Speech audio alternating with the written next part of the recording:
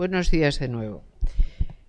Tendremos ahora la intervención de doña Teresa Sansegundo, que yo le he pedido, porque sé de su... Bueno, Teresa Sansegundo ya ha estado en esta escuela nuestra, Rosario de Acuña, en más ocasiones. Teresa Sansegundo es una persona por la que yo tengo la mayor estima.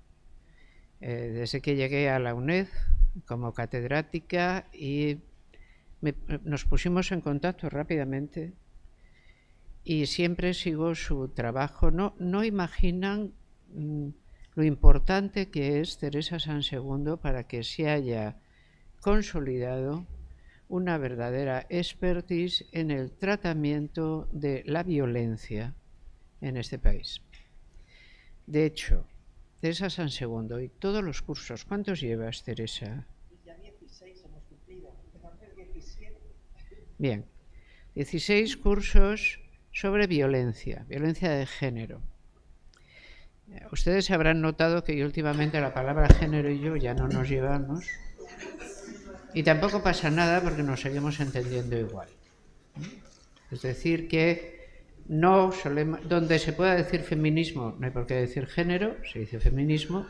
Donde se pueda decir mujeres no hay que por decir género, se dice mujeres.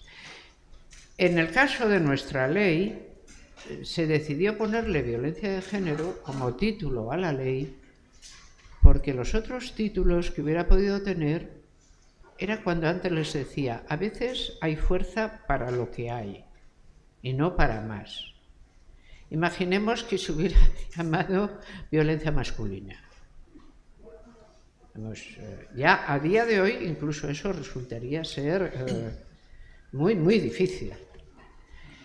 Es uno de los usos que es una casi antonomasia de utilizar la fuerte neutralidad que conlleva la palabra género para poder, sin embargo, dar título a una ley que trata de legislar, disminuir lo más que se pueda la violencia sistémica contra las mujeres que existe todavía en nuestro contexto social.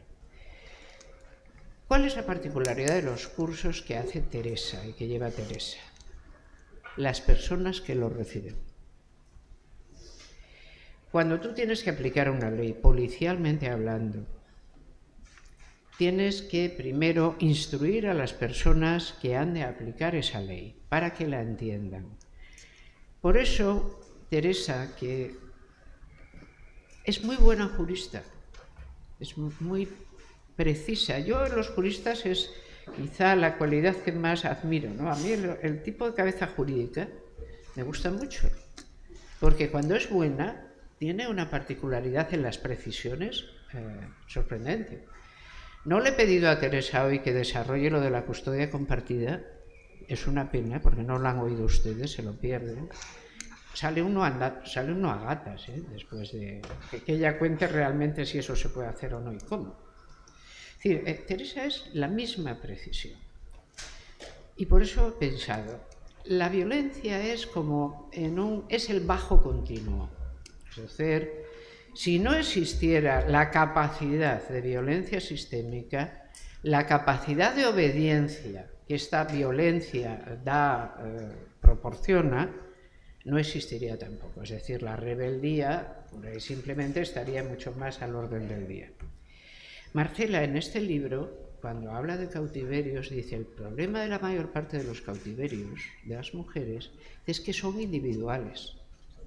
Es decir, que no se realizan en el contexto social y son socialmente percibidos, sino que se realizan en el contexto que llamamos privacidad y solo los conoce quien los padece. Y por lo tanto la capacidad de sumarlos y decir, no, oye, esto está aquí, es muy pequeña por justamente dónde se realizan.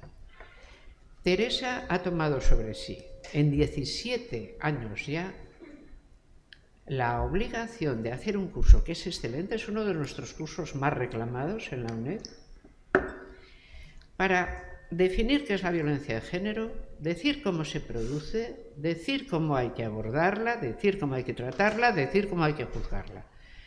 La mayor parte de tu alumnado son siempre personas de los cuerpos de seguridad del Estado o de los cuerpos jurídicos. Menos. No, también gente de psicología, trabajo social, también hay. Y siempre tenemos algún juez, algún fiscal de alumnos. Solemos tener más... No voy a meterme con nada, no, esto no lo he dicho. Vale. Bien. Es muy importante porque las personas que tienen que poner en ejecución una ley son las que deben conocer bien la ley. Y ustedes saben hasta qué punto todavía sobre la ley de violencia de género, que creo que es el 10, hay mucho mito. Solo hace falta entrar en las redes sociales para que te digan esa ley que discrimina a los varones, que hace... Hay mucho mito.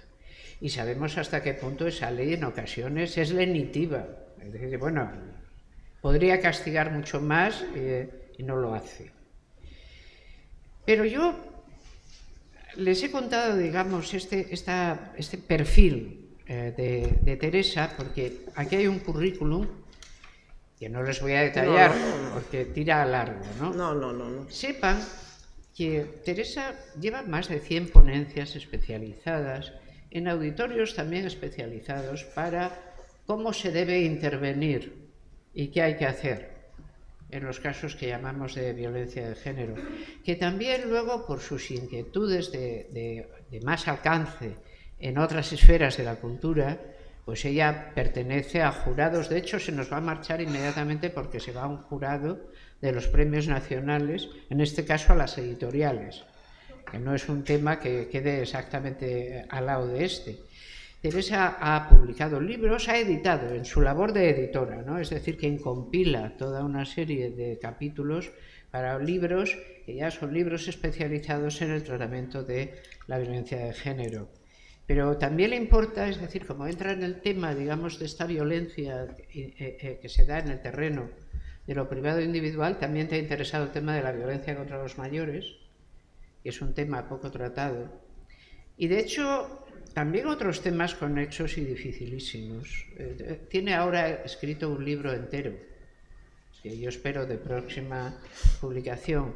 Hay temas terribles que solo ahora están despuntando, son temas inmemoriales, pero temas para los que no había valor. Por ejemplo, el tema de los abusos infantiles en la familia. Es decir, hay muchos temas, el tema del incesto. Hay muchos temas que hay que ser una sociedad ya muy madura para atreverse a decir, cuidado, esto es solo una parte. Lo que tenemos iluminado queda mucho más y nuestra sociedad es manifiestamente mejorable. Y el feminismo, desde luego, está totalmente decidido a mejorarla, ¿no? Entonces, yo recuerdo, Teresa, que la primera vez también que yo te llamé algo, yo creo que fue en la Fundación Carolina, cuando hacíamos los encuentros de mujeres líderes. Sí, que hablé sobre la impunidad de los agresores. Exactamente. Es decir, bueno, voy a subrayar aquí simplemente que ella, por ejemplo, ha sido seleccionada entre los profesionales que se incluyen en el Who's Who desde el 2010. Y el Who's Who ya saben que es un nomenclator, uno de los más importantes, ¿no? De los nomenclators. Conoce perfectamente toda la problemática también de América Española porque tiene una enorme relación como docente también con América Española. Tiene premios, pues unos cuantos, proyectos de investigación unos cuantísimos. Es, en fin, una persona muy, muy cualificada, con un registro muy claro en cuanto a su tipo de intereses. Tiene muchas distinciones aquí, que tampoco las voy a poder dar todas. Pero a mí lo que de verdad lo sigo subrayando, su máster es un antes y un después. Es un antes y un después. Miren que hay másters por ahí, ¿eh? Es lo que ha permitido realmente llevar a cabo políticas de gestión serias con la violencia en el seno de las relaciones personales entre varones y mujeres. El tema La verdad, por algo el máster yo creo que tiene una distinción muy fuerte, ¿no? Y la tienes tú. La mejor práctica en prevención y protección de la violencia doméstica de España. Y de entre las mejores en el máster sobre malos tratos de Europa. Y esto es una distinción dada por el Instituto Europeo on Gender Equality. Estas distinciones no se tienen por casualidad. Teresa, el tema de la violencia es... Yo no sé si hay algún tema en el feminismo que sea bonito. A veces lo dudo. Pero a ver, un tema así agradable, que lo pasemos bien. Son temas espinosos siempre, pero esta es la clave. Un sistema de poder sin violencia no se reproduce. Y la mayor parte, numéricamente y cuantitativamente, de esta violencia es violencia individual. Y eso es precisamente lo que yo le pedí a Teresa: por favor, encárgate tú conmigo de la primera sesión. Introduzcamos realmente el fundamento. El fundamento es la violencia. Pues vamos a ello. Bueno, buenos días, muchas gracias, Amelia, no solo por invitarme a este foro que realmente me encanta por la puesta en común de ideas y de debate, que siento no poder quedarme hasta el viernes, sino por esta introducción que ha hecho, que ahora a ver si quedo yo a la 10ª parte de la altura de lo que ha dicho de mí, claro. Bueno, mi ponencia ponía violencia solo, eso he de pedir perdón, eso se lo agradezco a ella porque sabe que me dedico a la violencia, pero es que no di ningún título, entonces se debe a eso. Entonces me voy a centrar en qué es ser víctima y sus implicaciones. Y luego pues, voy a pasar a los abusos y agresiones sexuales a menores, especialmente en la familia, y ver qué ha aportado la Ley Integral de Protección a la Infancia y a la Adolescencia. Vamos a empezar con las víctimas en general. Ahora no me voy a referir a las de violencia de género. Una víctima es una persona que ha sufrido un daño, ¿no? Y que padece sus consecuencias. Entonces, la historia ha sido siempre contada por los vencedores. Nunca se ha puesto el foco en las víctimas. Esto es algo absolutamente exótico. Ha sido en el siglo XX cuando las víctimas han empezado a cobrar protagonismo porque se han definido, se han proclamado así. Incluso han abandonado esa sensación de culpa y de vergüenza de ser víctimas y de identificarse como tales. Y este hecho se ha producido especialmente con las víctimas del Holocausto y de numerosas guerras sin sentido, las que se han cometido pues muchas tropelías. Entonces, como dice Giglioli, ser víctima otorga prestigio. Me estoy refiriendo a las víctimas que él se refiere, que es fundamentalmente víctimas de guerras y del Holocausto. Exige escucha, promete y fomenta reconocimiento, activa un potente generador de identidad, de derecho, de autoestima. Inmuniza contra cualquier crítica, garantiza la inocencia más allá de toda duda razonable. ¿Cómo podría la víctima ser culpable o responsable de algo? La víctima no ha hecho, le han hecho. No actúa, padece. En la víctima se articulan carencia y reivindicación, debilidad y pretensión. Bueno, pues siguiendo a este autor, podemos decir que la víctima se define por lo que ha padecido, por lo que ha perdido y por lo que le han quitado. Entonces, estamos ante una identidad cimentada sobre una falla, sobre un dolor, sobre cicatrices que han dejado en esa persona. Entonces, la categoría de víctima ha cobrado esa fuerza con la cultura, por una parte de los derechos y por otra del daño. Ambas cosas se producen en ella, pero aparece como irresponsable, entonces no tiene necesidad de justificarse. Claro, este emplazamiento vital le priva de potencia porque la deja anclada en un pasado doloroso, le quita fuerza en el presente y le niega el futuro, si se queda anclada en esa posición de víctima.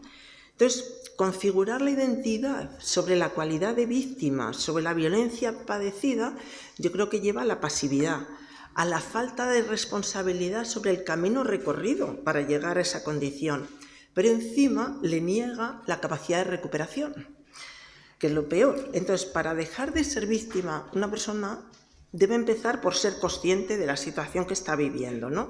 Entonces, en ese primer momento, identificarse como víctima puede ser muy útil porque va a comprender los mecanismos que le han conducido a ese estado y a sus efectos.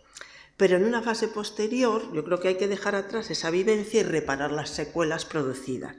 Entonces, si esto se lo aplicamos a las víctimas de la violencia de género, pues creo que es totalmente similar y en una primera fase, como he dicho, es bueno que se identifiquen como víctimas y vean el porqué y qué es lo que sucede, pero si se quedan ahí encasilladas se les va a quitar pues mucha fuerza, mucha potencia, mucha capacidad de resistir, cuando encima ya esas mujeres que han pasado por esas experiencias, muchas veces el hecho de sacar adelante a sus hijos y a sus hijas en situaciones muy penosas implica un gran coraje, o sea, que es como contraproducente, saliendo en muchos casos, cuando no en la mayoría, solas. Entonces, hay que apoyarlas, pero no marcarlas con ese estigma de ser víctimas de violencia de género simplemente porque han vivido una situación de maltrato, que luego además, si se escarba, empezamos a ver muchas situaciones de maltrato generalizadas, con lo cual es todavía más doloroso etiquetar solo algunas. Bueno, entonces muchas se consideran supervivientes y se definen así. Hombre, no cabe duda que es mucho mejor ser superviviente que ser víctima, porque refleja que han sido capaces de salir de ese estatus de víctima, pero no deja de ser otro marchamo que define a las personas por una etapa difícil que atravesaron en su vida. Por lo tanto, es positivo ser superviviente, pero definirse como tal es definirse por una situación que pasó, que no se olvida y que no se deja atrás, porque si no, no se definirían así, ¿no? Entonces, si se intenta superar, es un paso importantísimo ese pasar de víctima a superviviente, pero no tiene que acabar aquí el ciclo de recomposición personal. O sea, que marcó el pasado no quiere decir que marque el futuro.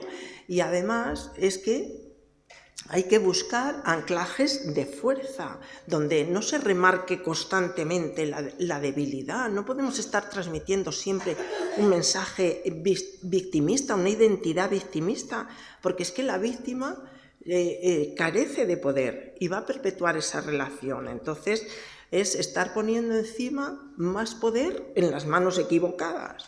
Entonces, vamos a continuar un paso más en ese sentido, y yo creo que lo importante es recorrer ese proceso, pero dejar también de ser superviviente para simplemente ser con mayúsculas y punto, nada más. Entonces, esto va a afectar no solo, porque normalmente se habla de las mujeres, pero es que ¿a quién afecta la violencia machista? Es verdad que hay que ir quitándose lo de la violencia de género, porque, como decía hace años ya Amelia, la violencia de género invisibiliza de qué género es quien la ejerce, que esa ya era la primera parte. Ahora encima se nos añaden nuevas connotaciones a esa invisibilización. Bueno, ¿a quiénes afecta esta violencia? Afecta a las mujeres, por supuesto. Afecta a sus hijos y a sus hijas de forma directa, directísima, son víctimas. Pero es que afecta mucho más.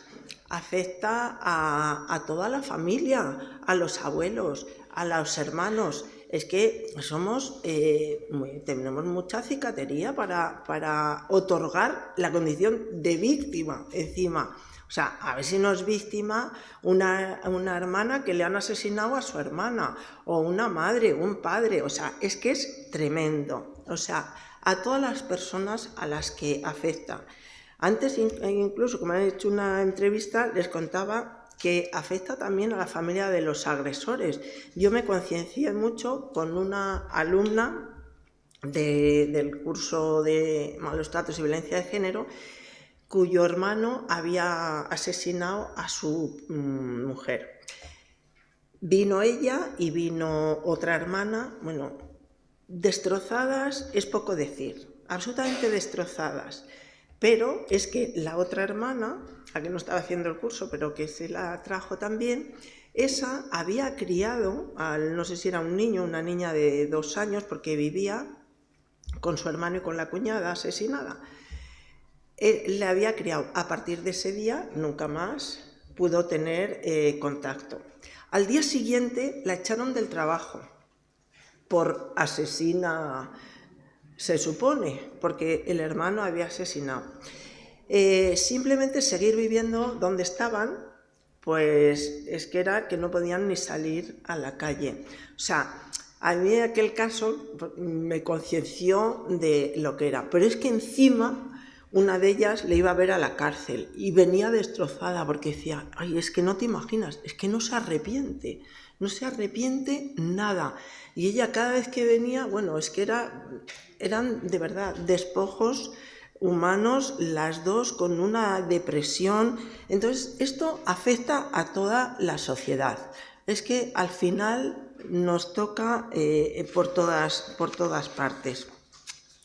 Y las víctimas, por otra parte, es verdad que había numerosas asociaciones, numerosas instituciones, pero no se sienten bien comprendidas ni bien tratadas por las instituciones. Encima se tiene la idea de que son las sumisas. No. Precisamente son las que han tenido el coraje de separarse, las que tienen problemas. Las sumisas no. El estatuto de la víctima ya lo recogía en 2015 esto.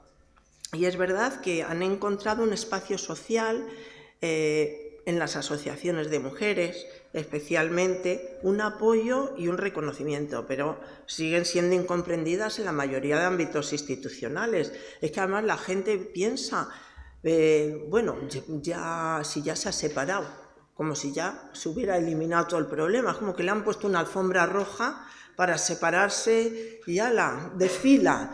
No, y ahí empieza un calvario tremendo, especialmente cuando tienen hijos.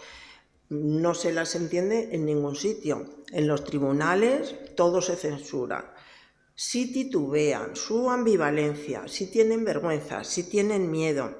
Yo he oído, cuando digo he oído, vamos, me han contado fiscales y jueces, ¿cómo teatraliza esa mujer? Os cuento un caso.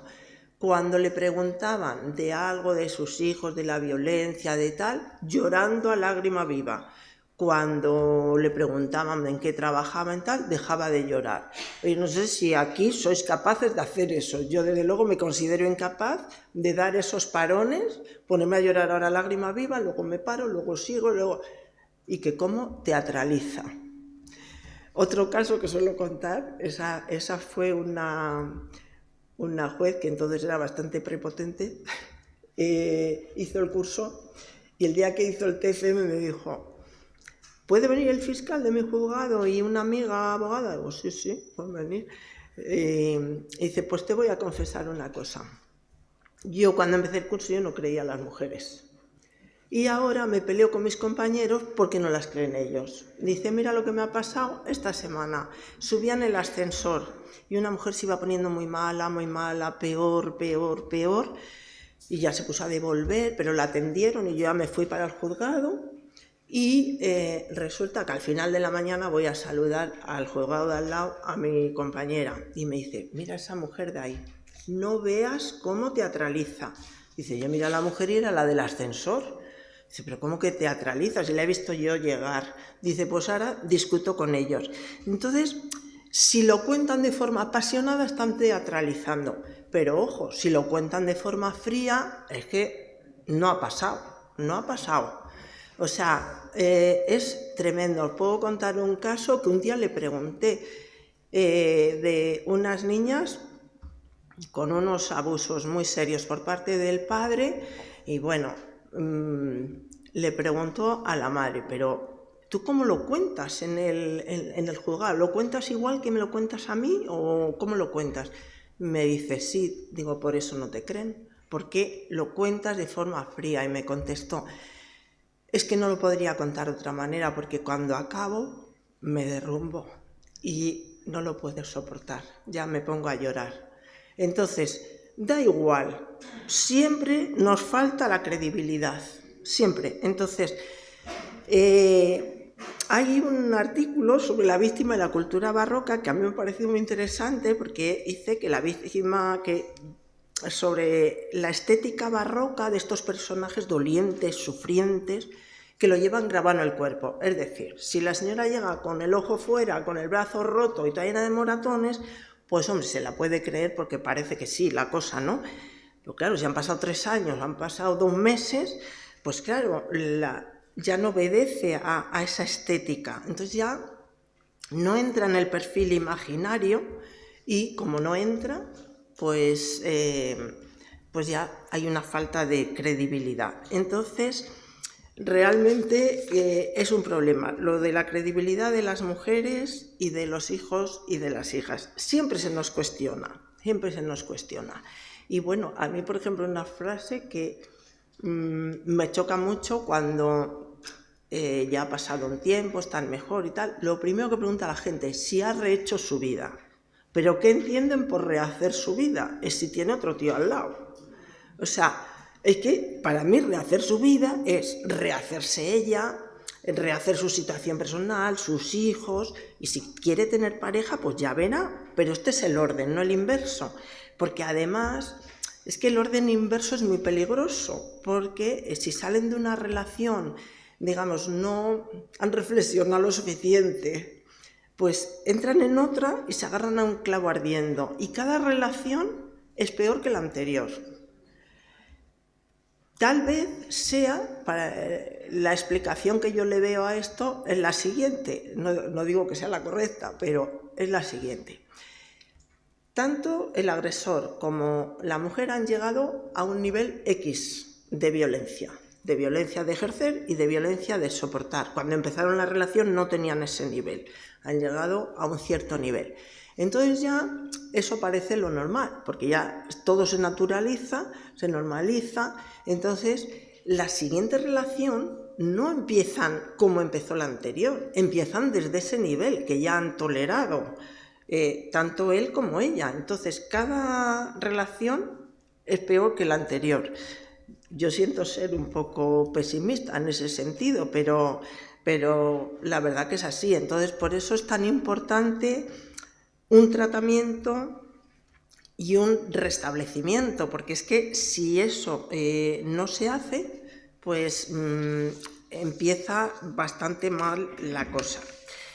Bueno, además de esto, vamos a entrar ya en un tema, si el tema de la violencia es malo, es un agujero negro, pues esto es un pozo negro dentro del agujero negro, lo de los abusos sexuales a menores.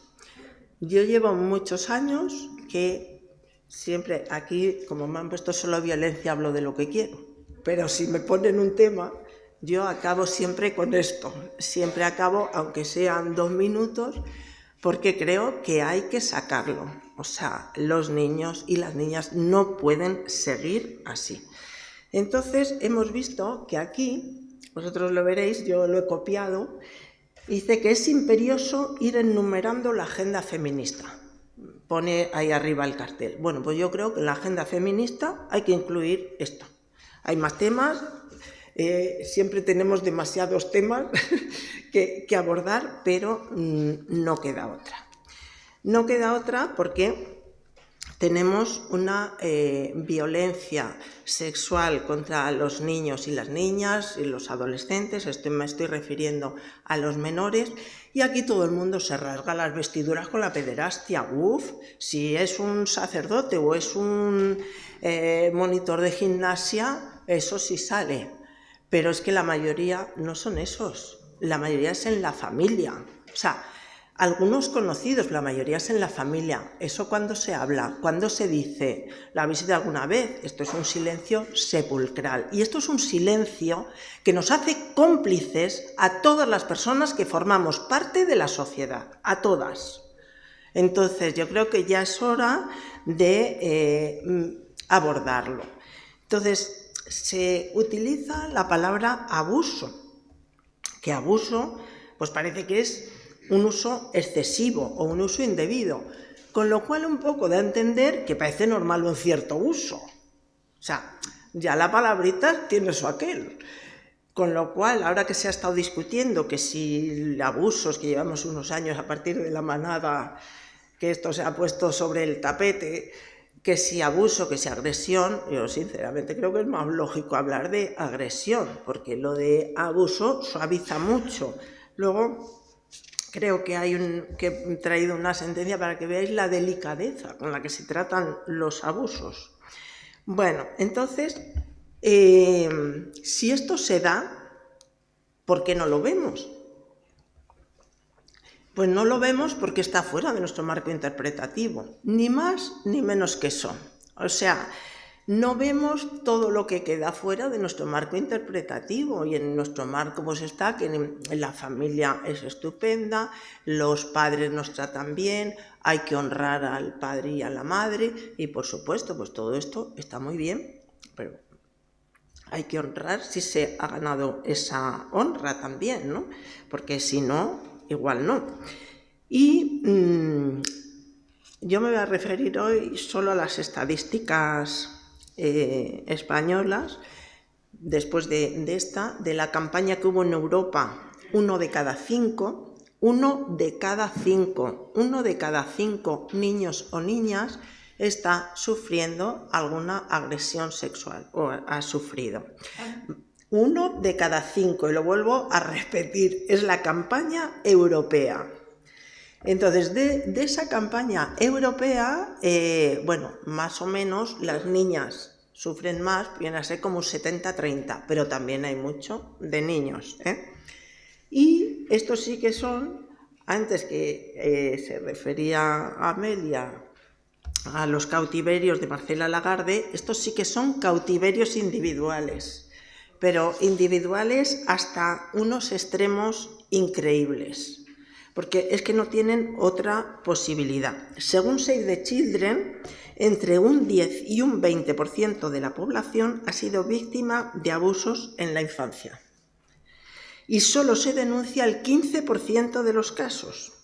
Entonces, de este 15%, de los que entran en el sistema legal, es decir, que se denuncia, el 70% no llega al juicio oral.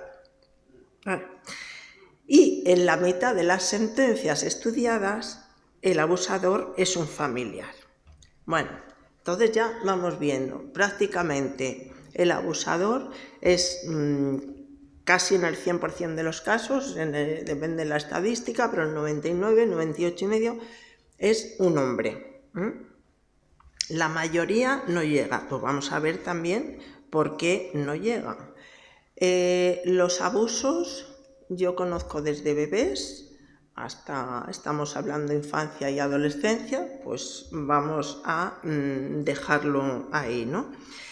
Y el estudio Save the Children, que ha hecho varios, pone de manifiesto que denunciar y llevar el caso a los tribunales tampoco es una garantía para el menor. Personalmente, como siempre hablo de esto, pues entonces luego hay gente que me llama, me escribe, me cuenta, y al final, como estos casos no se acaban nunca, pues acabo siendo íntima amiga. Y no conozco ningún caso, esto no es estadístico, es puramente personal, os lo cuento a modo anecdótico, pero es que conozco unos cuantos casos. No conozco ni un solo caso de un padre condenado. O sea, así es. Bueno, pero ya veis que es que solo se denuncia el 15%, y de ese 15, el 70% no llega ni al juicio oral, pues vamos bien. Bueno, el proceso dura varios años, y las condiciones en las que se someten a los niños, pues es que realmente son brutales, A ver si mejora la forma de interrogarles, la forma de tratarles, la forma de todo. Y además pasa una cosa, claro, realmente suelen ser hechos difíciles de probar, pero claro, ¿cuál es para mí el problema? A mí no me preocupa tanto la pena al agresor, que también me parece importante. A mí lo que me preocupa es la protección a los menores. Eso es lo que realmente me preocupa. Entonces, ¿cuál es el problema? Si encima no hemos llegado, pero ahora lo veremos, que es que encima de estos casos se sobresee un gran porcentaje. O sea, con lo cual es que nos quedamos casi en nada, como veis. Entonces, ¿qué pasa si, por ejemplo, se sobresee, se archiva el caso? Pues lo que pasa es lo siguiente: ¿cómo en vez de proteger a ese menor, yo entiendo que ante la duda habría que protegerle? Pues no, ante la duda el padre está en todos sus derechos. Y como está en todos sus derechos, se le puede dar una custodia compartida, una individual, por supuesto visitas, pernoctas, todo, no hay problema. Sí, el problema con la patria potestad en los abusos es gravísimo. Es brutal. Pero luego la percepción social también tiene su aquel. Porque si partimos, por simplificar, que es más fácil, de la encuesta esa de 1 de cada 5, vamos a ver, aquí no hay nadie que no conozca a algún niño o alguna niña. O sea, así de claro os lo digo, si no conocéis a varios. Pero bueno, lo que pasa es que, claro, es como todo, hay que hacer el ojo también. Pero es que la percepción social es que el 72,7%, el 73% de la población considera que si algún niño o niña de su entorno sufriera abusos, lo sabría. O sea, esto ya es el colmo de los colmos. Entonces vamos a ver, o esto no es cierto, lo de que lo sabría, o si fuera verdad, porque no lo denuncian, que es la siguiente parte, claro. Bueno, según otra encuesta, pero de Save the Children, sigo con Save the Children, el 84% de los abusadores son conocidos, pero es que el 50% es del entorno familiar. Bueno, redondeo, es el 49,5%, pero yo redondeo un poco. El 50% es del entorno familiar, y entonces ya si cogemos entre el padre y la pareja de la madre, pues ya completamos un 40%, ¿no? Un 40 y algo por ciento. Entonces, y en estos casos, el 55% de los progenitores viven en pareja. Esta es otra cosa muy particular, la que os voy a contar. Cuando cuentas de algún caso de un niño, una niña que ha sido abusado o que está siendo, de inmediato la primera respuesta, os lo juro, no me ha pasado una vez, me ha pasado muchas. Hombre, la madre se tenía que enterar, la madre lo sabía. Esa es la primera de todo el mundo. Entonces vamos a ver, vamos a centrarnos. Primero, vamos a utilizar una palabra que nunca se usa, no sé si la habréis oído alguna vez, pero en violencia de género la palabra delincuente no se usa. ¿A que no? Nunca. Pero no estamos ante un delito. Pues se podrá usar la palabra delincuente, digo yo, es apropiada. Bueno, pues no se usa. Bueno, pues aquí tampoco, claro. Porque es que suena un poco mal eso de delincuente. Bueno, pues lo primero que dice todo el mundo es eso. Entonces, vamos a ver. Si sabemos, está constatado un caso de una agresión sexual, primero vamos a ver al agresor. Ese es el delincuente. Después habrá que ver si la madre del niño lo sabía, y ahí caben distintas posturas. Lo sabía y lo encubría, no lo sabía y no tenía ni idea. Pero echar la culpa ya directamente es que es alucinante, porque es que ya se le ha quitado a él la responsabilidad, y la madre tiene la responsabilidad de lo que le ha pasado y de no haberse dado cuenta, claro. Entonces, esto es tremendo.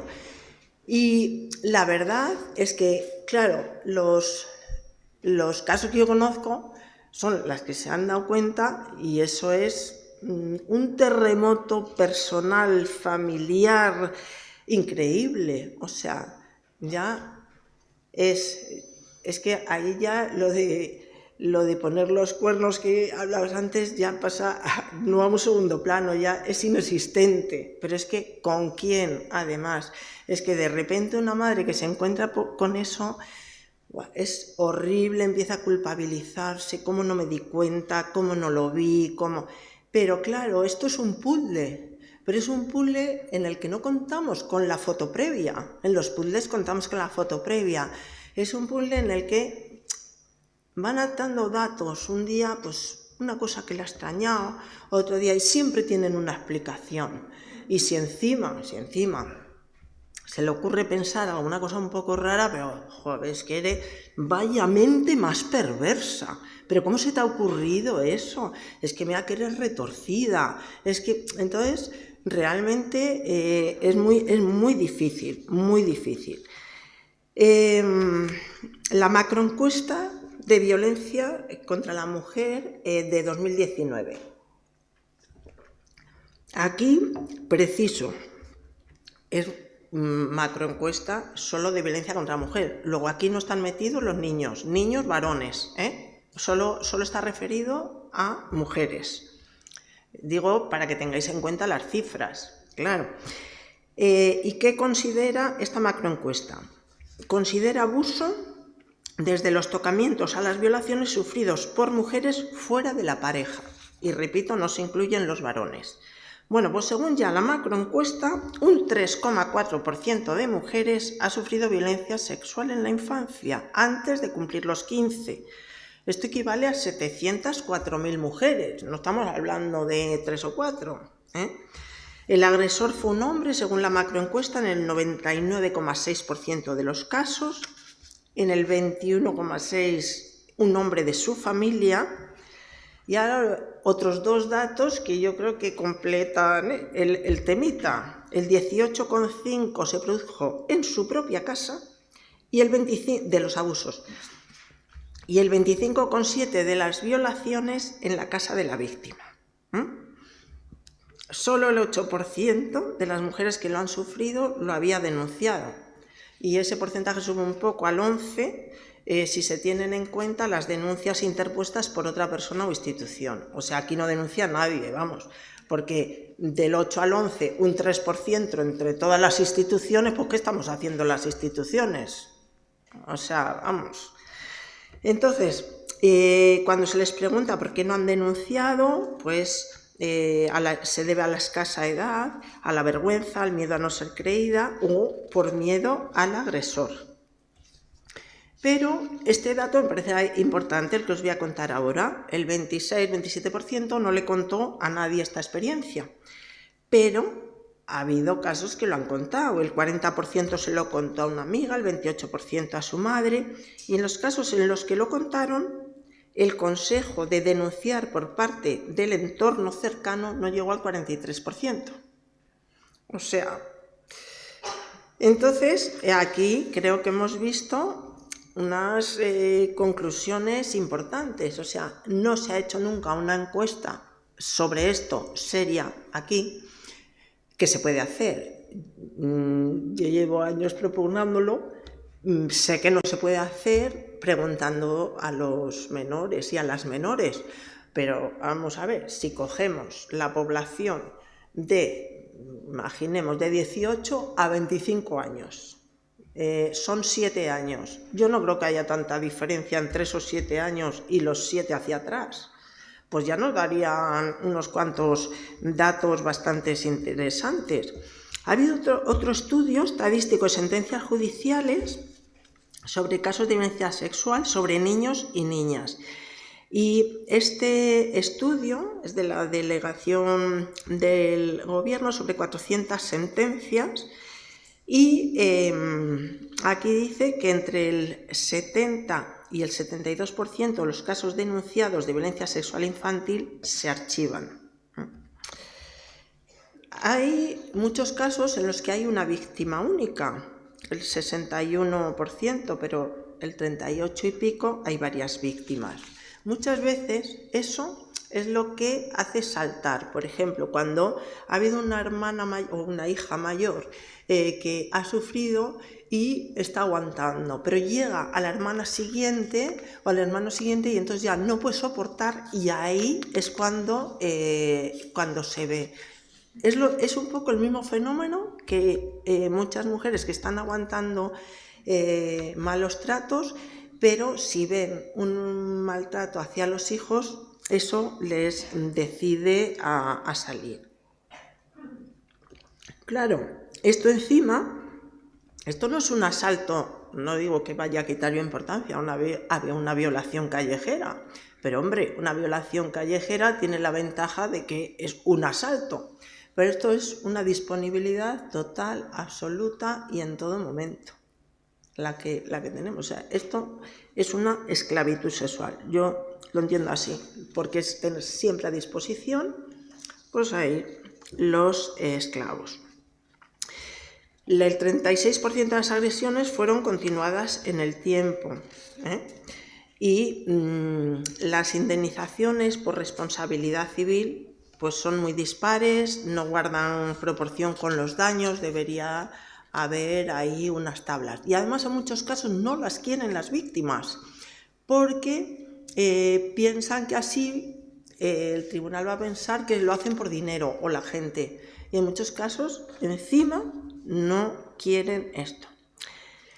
La inhabilitación profesional para ejercer profesiones que lleven contacto con menores es obligatoria desde 2015. Bueno, pues no se aplica en el 74% de las sentencias condenatorias.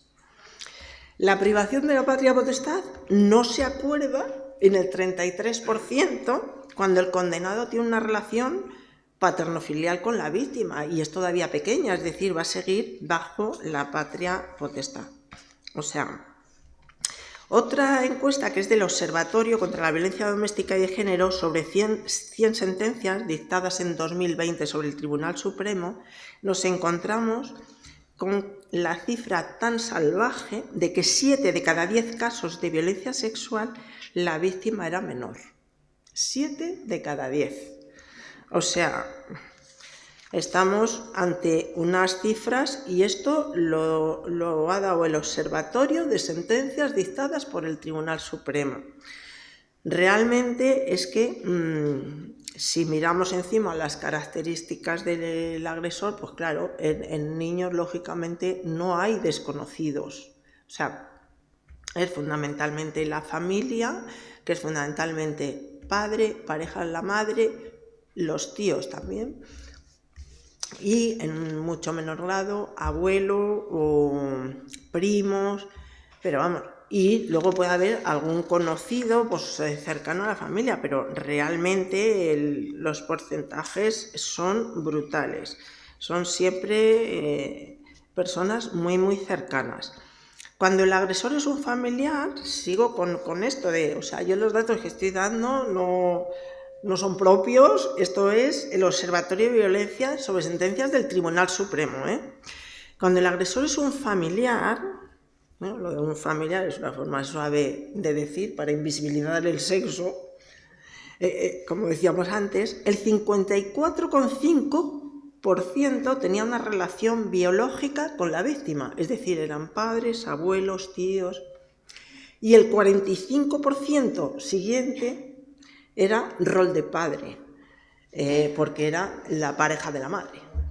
O sea, que si juntamos los dos, pues imaginaros lo que sale. Con lo cual, pues las agresiones sexuales, si juntamos todo esto, pues vemos este 20% del que nos habla el Consejo de Europa y que precisamente por eso hizo esa campaña, ¿no?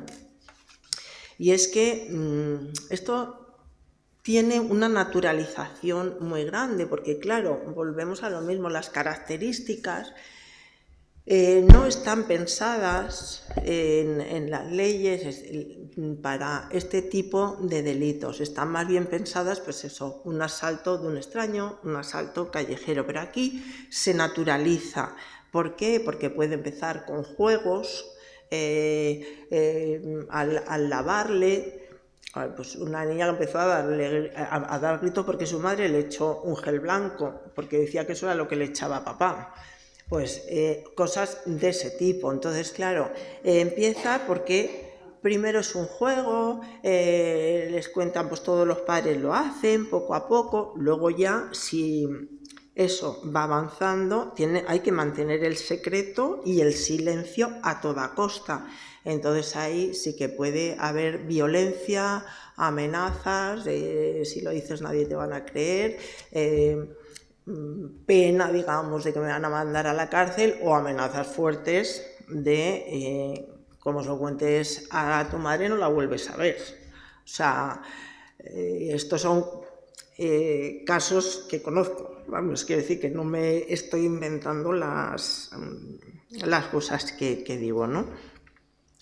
Claro, esto genera una confusión muy grande, porque si es tu padre el que está jugando, y además, ¿dónde está el límite? Es que esto es muy complicado, porque ¿dónde está el límite entre una caricia, entre estar lavando, y un paso más allá? La verdad es que no es nada sencillo, y si encima se le va acostumbrando a un niño, a una niña, pues es tremendo.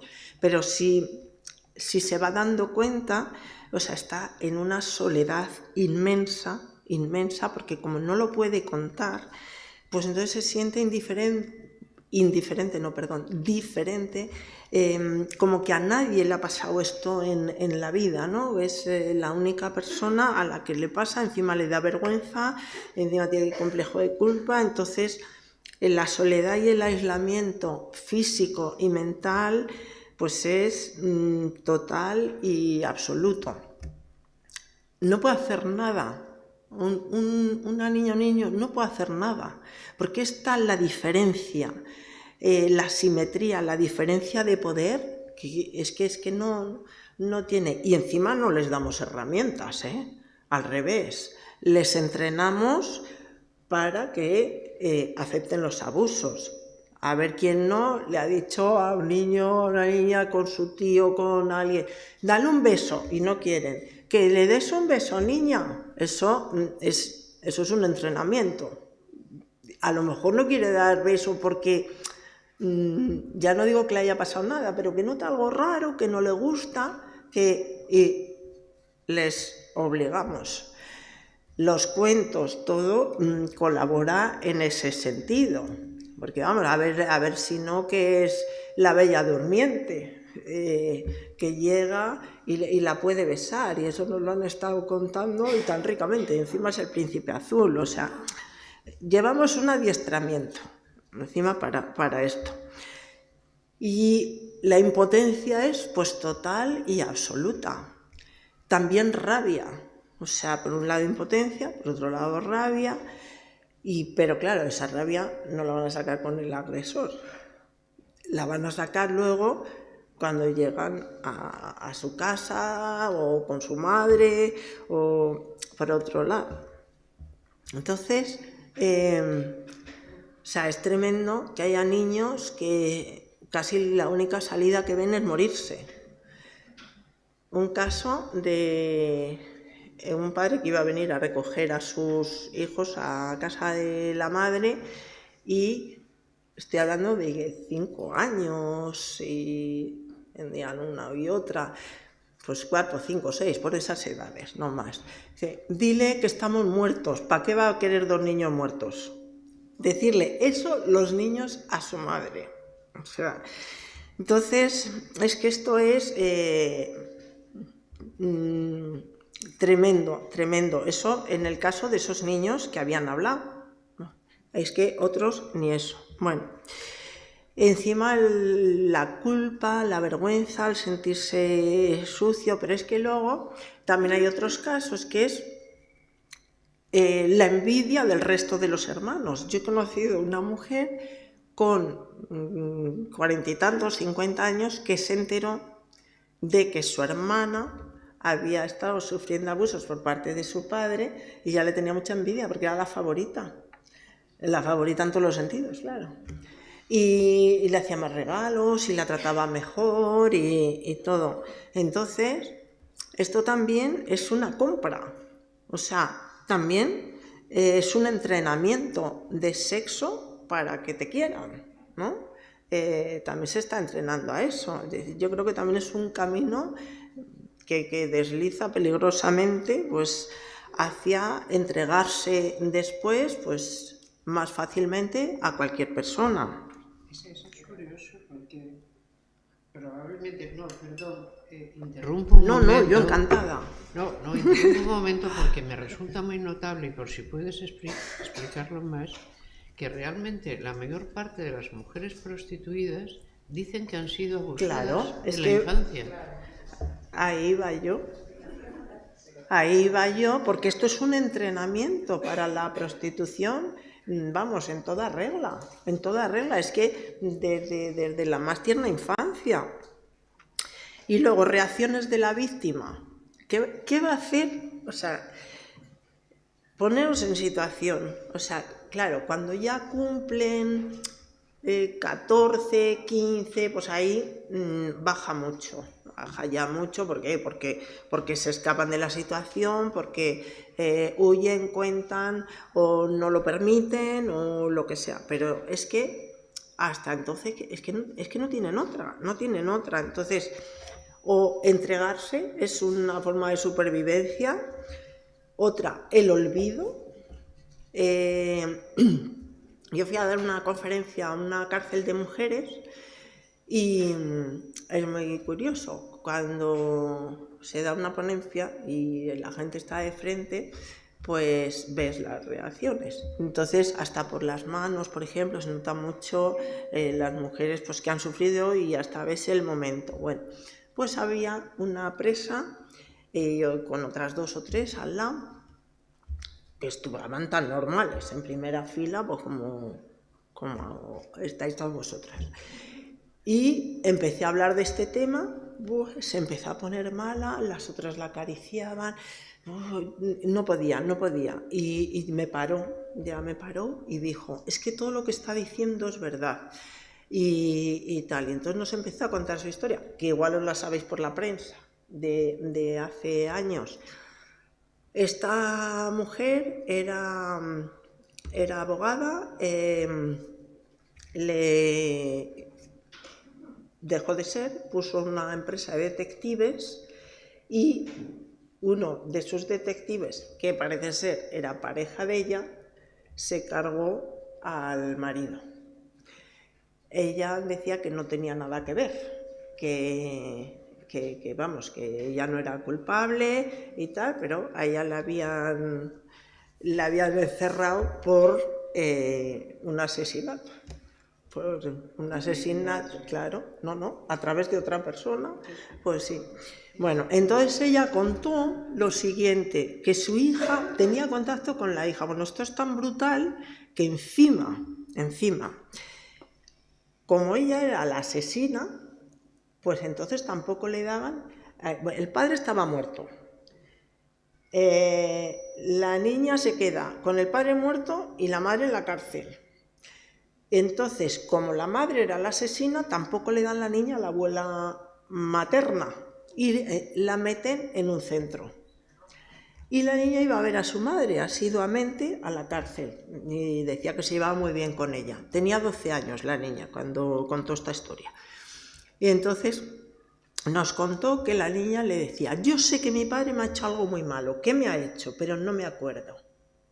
Y entonces la madre decía, pero ¿cómo le voy a contar yo? Que estoy aquí, que no puedo estar con ella, lo que ha hecho, y ella sola, en esta edad tan difícil, en tal. Bueno, pues le dijimos, mira, pues nos ponemos en contacto, la ponemos en contacto con una psicóloga o con quien sea. Luego llegué, lo conté al resto de profesores del curso y me dice, pero si tú conoces a la abuela. Y digo, ¿yo qué voy a conocer a la abuela? Y dice, sí, y es que hubo una vez que hablé de esto, como tantas otras, y vinieron un grupo de abuelas a darme las gracias, y venía esa que no podía ver a su nieta. O sea, imaginaos qué historia. Bueno, pues esa es una forma, el olvido. Otra es la disociación. Vais a decir, esta es doña historietas, pero es que por desgracia me sé muchas historietas. Esta de la disociación, grabamos unos mini vídeos en la UNED de 1 minuto, cada persona del tema que quería, y yo contesté. Una niña que le dice a su madre, estaba sufriendo abusos, esta tendría pues 7 años, 8, por ahí, y le dijo, mamá, llevaba a un médico que me arregle la cabeza, que mi cabeza dice una cosa y mi cuerpo dice otra. Y entonces la madre me llamó y me lo contó preocupadísima, pensando que su hija se estaba volviendo loca. Y yo le dije, no, es que la pobre, ¿cómo subsiste? Lo que pasa es que prefiere a ratos cortar y su cabeza corta, es que no hay otra. O negarlo.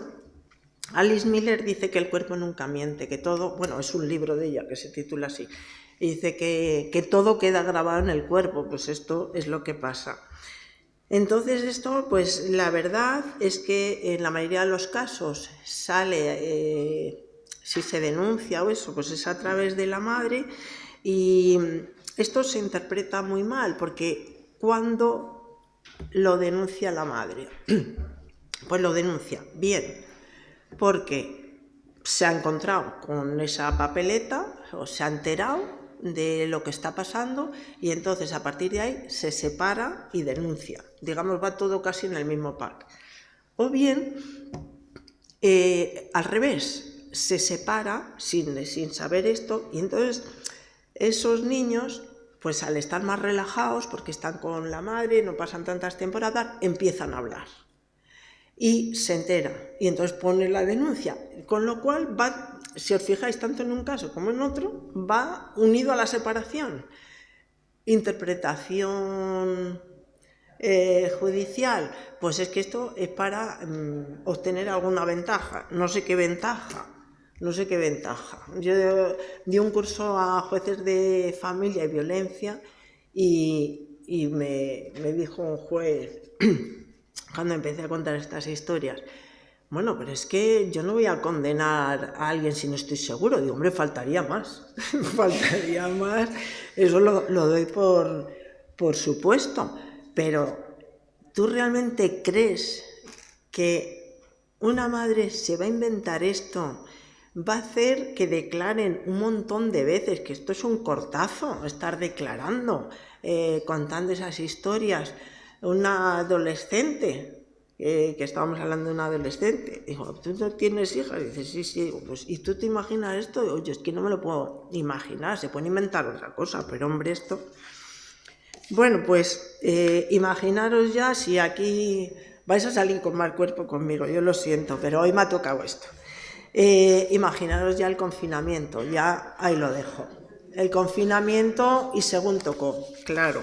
A cada uno, porque además el confinamiento no estaba previsto, no había una previsión de qué pasaba con esos niños, con quién iban, se habían quedado en una casa donde su buena mala suerte les hubiera correspondido y ya está. Y así fue. Entonces, realmente es que no tienen, además, pierden mucho la esperanza, porque el hecho de ver que no tiene salida... pues, ¿qué van a hacer? ¿Cómo, si saben que incluso los que han declarado no les han creído? Una niña que yo la conozco mucho, pero que es además un caso de los que cuenta Save the Children, en los informes, declaró todo en el juzgado, con 6 años, del que hay que tener valor, ¿no? Que impone un juzgado impone a cualquiera, y todos vestidos y tal, pues declaró todo y luego ya el juez le dijo escenifícalo. Entonces ya la niña ahí no pudo, se puso así y ahí se acabó la historia. Bueno, pues ese caso, pues, como os he dicho, ninguno era del padre, no está condenado de ninguno de los que yo he conocido. Y entonces cuando fui con el pacto de Estado, me llamaron del Congreso y el Senado como experta, y claro, a mí me dan pie, hice más de 50 propuestas, y muchas de niños eran, y niñas. Y entonces llamé, esta sabe que yo sé todo, esta niña, pero bueno, yo nunca he hablado con ella de ese tema, soy íntima de ella y de la madre, pero yo nunca he hablado. Pero entonces llamé y le dije a la madre, dile que voy a ir al Congreso, que si quiere que les diga algo. Y entonces me iba mandando por WhatsApp, iba grabando y mandando. Y entonces yo lo transcribí todo para que fuera con sus palabras y con esa acabé la intervención. Y primera decía, diles que los jueces saben de juzgar, Pero que los niños que hemos sufrido mucho, me sorprendió, porque claro, ya era más mayorcita, me sorprendió la frase que utilizó para no utilizar ninguna otra. Sabemos lo que nos ha pasado y solo nosotros lo sabemos. Al rato me mandaba otro mensaje. Uy, me gustaría ir a apoyarte, pero es que tengo cole. Al rato me manda otro mensaje que me pareció muy revelador. Me dice, igual a ti te creen. Igual a ti te creen. Y pues yo así lo dije, a ver si me creían. Y por la noche, yo le dije a su madre, dile que yo me he copiado los WhatsApp para que fueran sus palabras exactas y los he dicho. Bueno, y la madre me dijo, dice, es que no vea, no podía ni dormir. Eso de que sus palabras hubieran llegado, que la hubieran escuchado y que igual a mí me creían, que bueno, para lo que le iba a servir a la pobre, pero bueno. Pues imaginaros, bueno, ella ya afortunadamente no tenía relación con el padre, pero tela marinera. Bueno, pues vamos a ver un poco la ley, ya casi para acabar. La ley esta orgánica de protección a la infancia y a la adolescencia frente a la violencia que salió el año pasado, pues ha introducido mejoras. Un mayor reconocimiento a estos niños y niñas, hay que escucharles su opinión. Es una ley demasiado extensa, porque repite los mismos conceptos una y otra vez, es muy pesada. La concisión en los textos legales se agradece y resulta más operativa. Dicho esto, bienvenida sea la ley, pero si es que repite y repite. Bueno, se trata de una ley orgánica porque afecta a derechos fundamentales, entonces ya ha introducido pues todas las indicaciones del Comité de Derechos del Niño, todas lo que venía retrasándose, digamos, y que no se hacía. Entonces, entre sus fines dice que está informar, sensibilizar, detectar, proteger, reparar y restaurar los derechos de las víctimas menores sobre todo tipo de violencia en la infancia y la adolescencia. Pues sí, sobre todo tipo de violencia, y entiendo que por supuesto esta violencia también, claro. Y que garantizar estos derechos, y además por violencia, según esta ley, entiende toda acción, omisión o trato negligente que priva a las personas menores de sus derechos y bienestar o amenaza su desarrollo físico, psíquico o social. Entonces, realmente esto nos entra dentro de este tema. Pero lo que sí quiero resaltar, que esto no hacía falta esta ley, lo que voy a decir, pero bueno, si lo dice, pues insistimos. Todos, todas tenemos un deber de comunicar una situación de violencia sobre cualquier persona menor de edad. Ojo, tenemos obligación si vemos algún indicio, porque no somos detectives aquí, o sea, no quiere decir, o sea, si en un juzgado no tienen todas las pruebas, no las vamos a tener nosotras, pero sí podemos tener indicios. Pues esos indicios hacen que sea obligatorio comunicarlo, A ver quién hace esto, pero bueno. Comunicarlo inmediatamente a la autoridad competente, además de prestarle atención o auxilio a esa criatura.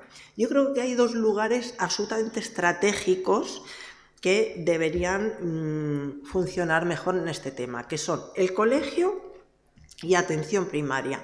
En el colegio lo cuentan muchas veces, pero rara vez pasa. Esto rara vez se comunica. No solo eso, sino que además repiten esos abusos. O sea, pues es lo que se les está enseñando. Entonces lo repiten con otros niños. Si un niño abusa, lo primero que hay que pensar, bueno, por supuesto, además de impedir que siga abusando de otros niños, lógicamente, es qué le está sucediendo, porque es que es prácticamente seguro que lo que le está pasando es eso. Y atención primaria es el otro lugar, porque son dos puntos excepcionales, es decir, pues yo que sé, a la trabajadora social o al psicólogo, pues igual no van, pero al médico a todo el mundo y al colegio también. Entonces, atención primaria, es decir, en este caso sería pediatría, me parece fundamental. Incluso abogo porque en algún momento estén a solas con el médico, con la enfermera, para que puedan hablar y puedan contar. Hay un deber de comunicación cualificado, es decir, aplicable a aquellas personas que por razón de su cargo, profesión, oficio o actividad tengan encomendada la asistencia, cuidado, enseñanza o protección y hayan tenido conocimiento de una situación de violencia. O sea, un deber de comunicar y un deber de comunicar cualificado. Una obligación de denunciar. El que tenga conocimiento de la comisión de un delito tiene que denunciarlo. Y aquí sí que es importante saber que hay una dispensa, o sea, por ejemplo, si alguien el cónyuge, los hijos, los ascendientes cometen un delito, en principio, un delito en general, no me estoy refiriendo a esto, no hay obligación de denunciarles. Es decir, si mi hijo comete un robo, yo no tengo obligación de denunciarle. Ahora bien, en los delitos contra la libertad e indemnidad sexual, en los que la víctima sea una persona con discapacidad o menor de edad, sí lo tienen. O sea, tienen obligación de denunciar. Asimismo, tienen obligación de declarar, aunque sean parientes. Y una cosa muy importante que ha habido también ha sido la ampliación del plazo de prescripción de este tipo de delitos, porque como no se denuncian, como hemos visto, pues ¿qué pasaba? Que cuando querían denunciar a lo mejor de mayores, pues ya no podían. Entonces, hasta ahora, los delitos normalmente se empieza a contar el plazo de prescripción desde el día en que se han cometido, o si es un delito continuado, desde que se ha cometido el último hecho delictivo. En este caso, era desde la mayoría de edad, se contaban, pero ahora en vez de desde la mayoría de edad se ha puesto los 35 años, con lo cual la víctima pues tendría entre 40 y 50 años cuando prescribe el delito en función de cómo haya sido. Otra cosa que ha traído la ley muy interesante es que la prueba preconstituida sea obligatoria, es decir, que no se les haga primero a los abogados, a la psicóloga, a la trabajadora social, el equipo psicosocial, el juez, el tal, contar la historia un montón de veces, sino grabarla. Hay que el que lo cuente una vez, se graba y eso que valga ya para todo. Y encima no se le está haciendo contar una y otra vez, no se pierde el relato. Y esto mismo también para cuando tengan que intervenir como testigos. Bueno, hay un supuesto que a mí me parece fatal, que la persona investigada, para el supuesto que la persona investigada estuviese presente en la audiencia del menor, se evitará su confrontación visual con el testigo. Vamos a ver. ¿Esto qué quiere decir traducido? Pues que hay un biombo. Entonces, ahí está, imaginaos, el padre y aquí está el niño. Entonces, no le ve, pero sabe que le está oyendo respirar, le está oyendo hacer así en el banco, le está oyendo toser. Vamos, es una presencia total y absoluta. Entonces, yo creo que ahí se han quedado bastante cortos en este tema. Y para que veáis la delicadeza con la que se trata a veces a estos delincuentes, pues una sentencia del Tribunal Supremo de 23 de enero del 19, que precisamente es sobre admisión de la prueba preconstituida, que ahora ya es obligatoria, pero antes no lo era. Bueno, pues una niña que tenía 13 años, llega su madre, el padre y la madre trabajaban por la noche, entonces el abuelo vivía en casa. llega a casa, oye los pasos del padre y sube a ver a la hija y la hija está tumbada boca abajo en la cama llorando. Y entonces le pregunta y le cuenta los tocamientos a los que le sometía su abuelo desde que tenía 5 años y ahora tenía 13, ¿no? Bueno, pues la audiencia le condena, leo textualmente, por delito de abuso sexual continuado con introducción de dedos en la vagina, prevaliéndose de la relación de parentesco con la víctima. Esto se denomina violación o agresión sexual, porque no llaman a las cosas por su nombre, porque el Código Penal es preciso, a pesar de que cambió el término de violación por agresión sexual, decía, cuando la agresión sexual consista en acceso carnal por vía vaginal, anal o bucal, o introducción de miembros corporales u objetos por alguna de las dos primeras vías, el responsable será castigado como reo de violación, con la pena de 6 a 12 años. Pues si es reo de violación, según el Código Penal, ¿por qué se refiere la audiencia a las continuas violaciones como delito de abuso sexual continuado con introducción de dedos en la vagina? A mí me parece de una delicadeza que parece que está hablando de un tacto ginecológico profesional, en vez de violaciones al por mayor. O sea, es que de verdad a veces sorprende esto. A mí lo que más me llamó la atención fue cómo lo describían, Bueno, encima la madre ya había sido abusada también por el susodicho. Bueno, el perdón de la ofendida menor de 18 no extingue la responsabilidad. Se ha prohibido expresamente utilizar el síndrome de alienación parental, que supongo que ya aquí lo conocéis todas, que se lo inventó el señor Richard Gardner para contrarrestar precisamente las denuncias de abusos paternos. Entonces era una forma de decir que los niños se lo inventaban. En una de las jornadas traje a Leonore Walker, que es la que desarrolló esto del ciclo de la violencia, y nos puso un vídeo precisamente en el que, con toda la cara del mundo, este señor decía que si un niño contaba esto, lo que había que hacer era darle una buena paliza por decir esas cosas. Claro, el método realmente era disuasorio, pero así, sin más. Entonces, esto sí se ha prohibido, pero es que se sigue utilizando. Lo que pasa es que en vez de síndrome de alienación parental, pues se le llama alienación parental, manipulación, esas cosas. Pero hay que tener cuidado con una nueva figura que es la coordinación parental. La coordinación parental es una figura extrajudicial porque no lleva el control la autoridad judicial, sino que es una persona externa que se dice que lo que tiene que hacer pues es coordinar a los padres.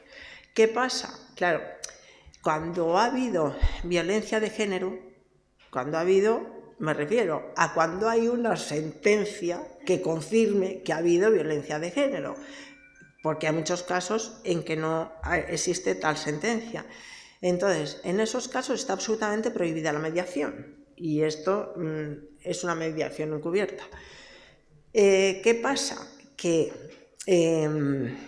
aquí hay una falta de garantías muy, muy grande, porque se deja en manos de esta persona, que encima, en algunos casos, lo paga, bueno, pues el juzgado, la diputación o quien sea, pero en otros lo tienen que pagar las partes. Y no es precisamente barato. Y encima la coordinación resulta que hay mujeres, a mí me decía unas, que yo me tengo que tomar ansiolíticos cada vez que me toca, porque me deshago de este tío y ahora resulta que con la coordinación tengo que ir a verle. Y es que si no, encima le quitan la niña. Entonces, yo recuerdo que en un curso, que no sé qué año fue, 2019 podría ser, en Guadalajara, sí. En 2019. Bueno, pues en un curso de 2019 que hablé de la custodia y esas cosas de la custodia, mal llamada custodia compartida, pues acabé con esto de la coordinación. Y entonces, no me acuerdo cómo se llama, estuvo pues, la mano derecha de la entonces vicepresidenta del gobierno, Carmen Calvo, que nos dio una ponencia. Y cuando yo terminé, nos dijo: no te preocupes, eso no tiene ningún recorrido. Ahí esto de la coordinación parental se ha acabado, o sea que, vamos, que no te preocupes para nada. Bueno, no sé si tiene que ver también con que cambió la vicepresidencia, pero eso empezó a cobrar auge. Lo de la coordinación parental parece que ahora está bajando un poco, pero claro, es que esto puede traer problemas muy serios, porque pueden quitar los coordinadores a un niño, a una niña, porque fijaros una cosa, el personal funcionario, según esta ley, de los servicios sociales pasa a ser agente de autoridad. Entonces, desde un punto de vista penal se les podría haber incluido, igual que se incluyó a docentes y personal sanitario en la protección penal, pero eso no quiere decir que tengan una autoridad omnímoda ahí. Entonces, bueno, este precepto se ha criticado por muchas cosas. En primer lugar, habla de personal funcionario, con lo cual, ¿qué más da funcionario que contratado? Es decir, el contratado hace las mismas funciones, pero no tendría la categoría de autoridad. Pero bueno, pero lo que realmente importa es que pueden retirar una custodia, y esto, o sea, no me estoy inventando nada, porque sin ser agentes de autoridad ya ha pasado el caso de Irune Costumero, que lleva años y ahí sigue. Y, por ejemplo, AGAME, la Asociación Gallega contra el Maltrato a Menores, dice que esta medida es muy peligrosa porque supone crear un espacio extrajudicial, porque se elimina cualquier garantía y se puede aplicar el SAR. Entonces, ¿qué es lo que pasa? Que por lo menos, si lo dicta un juez, hay posibilidades de recurrir. Es que aquí no. O sea, es que aquí no la hay. Luego, la historia clínica, esa dice que para su mejor seguimiento, dice la ley esta de protección a la infancia y vigilancia, deberán constar en la historia clínica los registros sobre la atención a menores víctimas de violencia. Vamos a ver, los pediatras atienden a menores, no menores víctimas de violencia. Me explico, les llega un niño, les llega una niña. Entonces, lo que tienen que hacer es, en la historia clínica, que figure todo, pero además ponerlo de forma clara, porque muchas veces no lo ponen. Por ejemplo, pues imaginaros, yo qué sé, una inflamación genital o que tiene el ano rasgado, tal, y entonces dicen, no, es que eso es compatible con un estreñimiento fuerte. Vale, muy bien, pues ponlo. Esto, el niño refiere tal cosa, que es compatible con un estreñimiento fuerte. Perfecto, porque puede ser, no, yo no soy médica, no lo sé. Bueno, pero es que si eso se va poniendo, a lo mejor llega un día que hay 10 indicios en vez de 1, y si hay 10 indicios, hombre, ya la cosa ya deja de ser casi indicio, ¿no? Ya pasamos a otro nivel. Entonces es importantísimo que se refleje todo, porque es que es cambiar la vida a una persona. Y bueno, ya estoy acabando. La privación de la patria potestad, se ha conseguido que en caso de homicidio o asesinato, cuando el autor y la víctima tuvieran en común un hijo, una hija, o fuese hijo de ellos, pero claro, es que la patria potestad en Roma era un poder prácticamente, nuestro derecho viene del derecho romano, especialmente el derecho civil es heredero. Entonces el pater familias pues tenía un poder absoluto sobre la vida y la libertad de su prole, y esto pues permanece en la mentalidad de algunos padres. Y si hay un caso de abuso sexual es que debe haber una separación inmediata que esto no pueda tener lugar. Vuelvo a insistir, a mí lo que me importa es la protección, no tanto el castigo. O sea, si no se ha aprobado, vale, bien, bueno, pues que bueno, que hay muchos casos muy relativos, pero bueno. Pero darle una respuesta importante. TEMIS, la Asociación de Mujeres Juristas, hizo un estudio sobre la respuesta judicial a la violencia sexual que sufren las niñas y los niños y dice que es llamativo que en un 33% de las mismas no se impone la pena de privación de libertad de la patria potestad, a pesar de que el condenado sea padre de la víctima y que ésta sea todavía menor, es decir, que él pueda ejercer todavía esa patria potestad. La verdad es que cuesta mucho, lo de quitar la patria potestad es algo realmente difícil, no es automática, ahora mismo con esta ley ni siquiera por haber cometido abusos, sino que queda al arbitrio de la autoridad judicial y además para imponerla debe hacerlo razonadamente, no de cualquier manera. Sí que se plantean que haya una especialización de los órganos judiciales, de la Fiscalía, de los equipos técnicos. Ahí se están haciendo experiencias muy interesantes, como por ejemplo en Las Palmas. En Las Palmas va a haber un juzgado de menores y es alucinante. Han tomado las fotos, son impresionantes. Todavía no está funcionando así, pero han hecho un edificio al estilo de las casas estas nórdicas para que los niños se sientan cómodos y que allí vaya todo el que tenga que ir, es decir, pues los psicólogos, trabajadores sociales, médicos, los forenses, y en un ambiente relajado, con personal especializado, pues se les entreviste de otra manera. Y bueno, pues para acabar, que no sé si os he convencido de que tienen que entrar en la agenda feminista los abusos sexuales, dentro y fuera de la familia.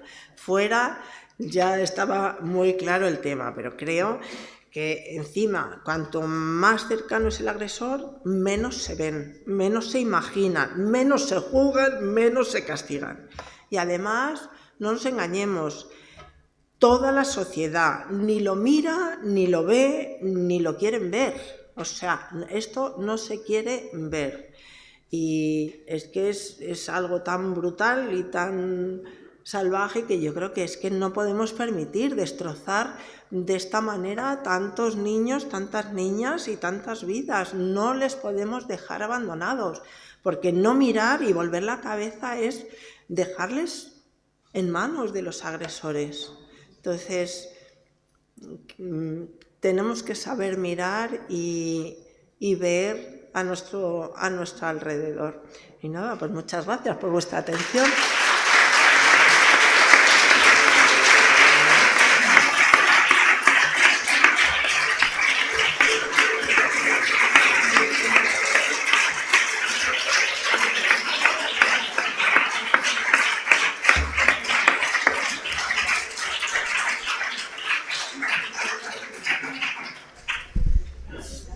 Pienso yo que en la administración, digamos, del tiempo de esta mañana, de nuestras jornadas sobre agenda feminista, tenemos acordado que daríamos a la segunda ponencia el tiempo que va de las 11:30 a las 13 horas, que son ahora.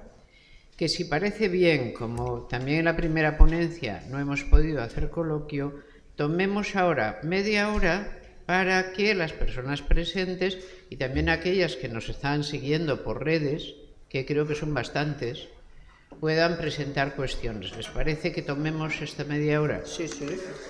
Pues hagámoslo de esta forma. concedemos, por lo tanto, yo, digamos, abro el turno de palabra, las palabras que ustedes soliciten, y pregunto a las personas que llevan medios si tienen o han recogido o que cuenten a la audiencia que tenemos. No sé si estamos en Zoom o en YouTube, pero en todo caso, a las que están en Zoom, si se puede hacer, que si quieren plantear algún tipo de cuestión. A las que están en YouTube, evidentemente no. ¿Les parece? Sí, sí. Bueno, pues con las mismas, en los temas desarrollados tanto en la primera como en la segunda ponencia. ¿Alguna palabra pedida? Begoña, sí. Una, dos, ¿alguna más? Comenzamos pues por los temas. Perdón. Sí. Si parece, presentaos, porque está bien, ¿no? Así. Hola, me llamo Eva y trabajo en el Centro Asesor de la Mujer de Gijón.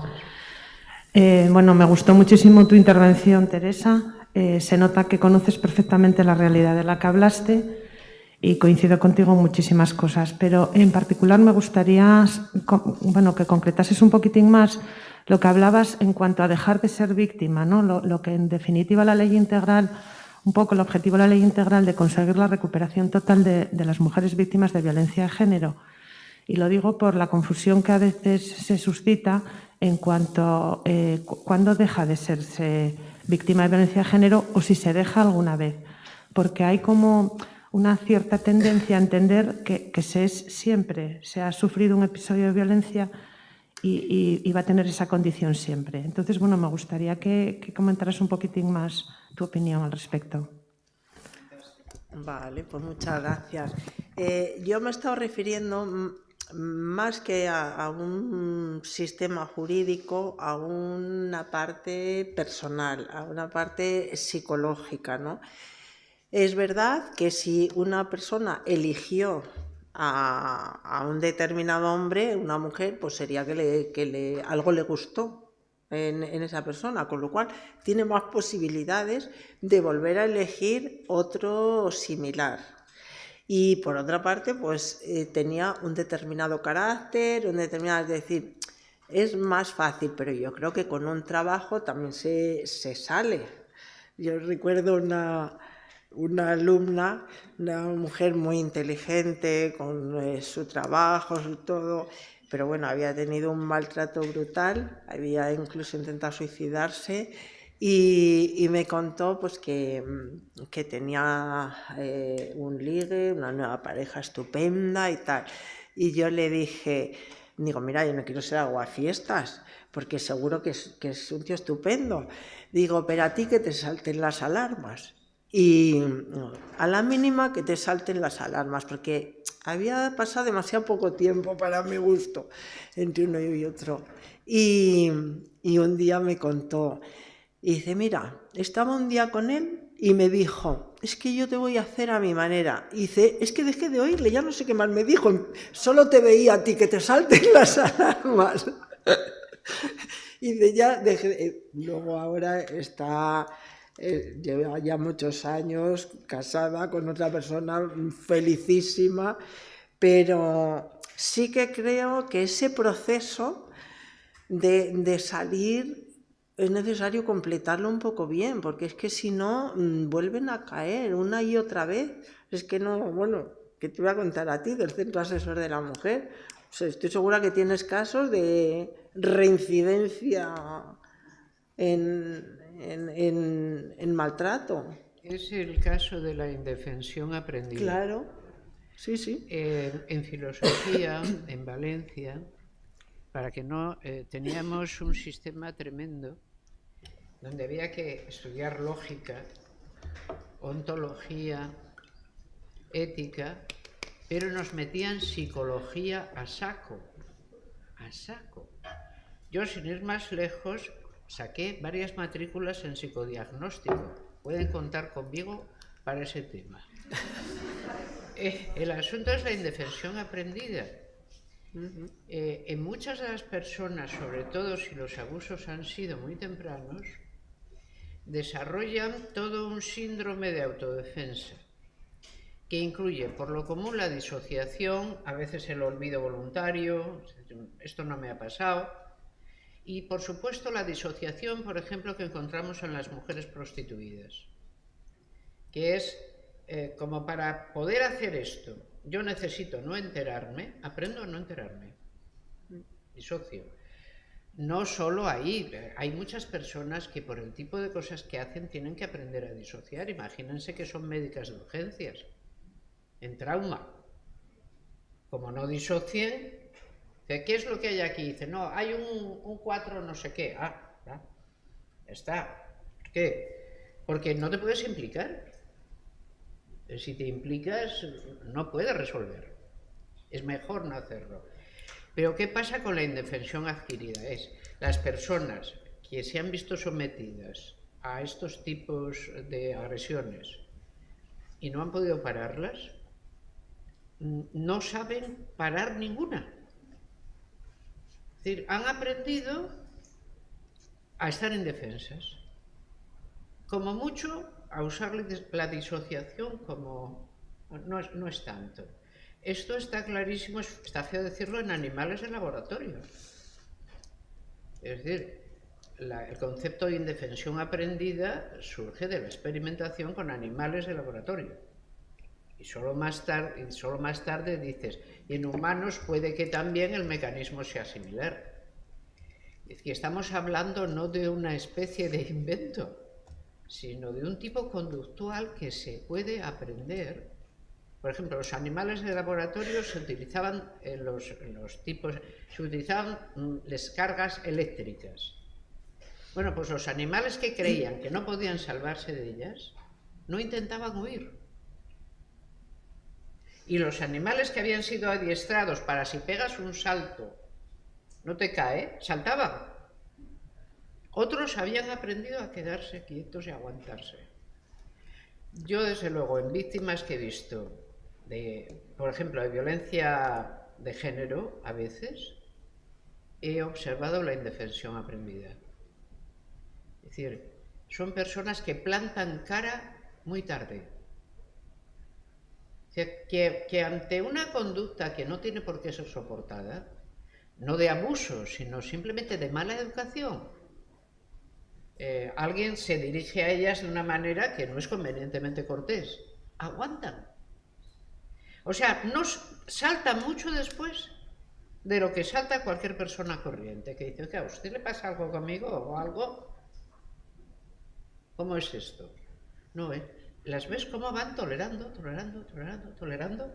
Es que pasa aquí. Eso es indefensión aprendida. Claro, lo primero es salir de ella. Y desde luego, si eso te lo han enseñado en casa, eso ya debe de ser algo horroroso. Eso no me lo puedo ni imaginar. No me puedo ni imaginar. Begoña, por favor.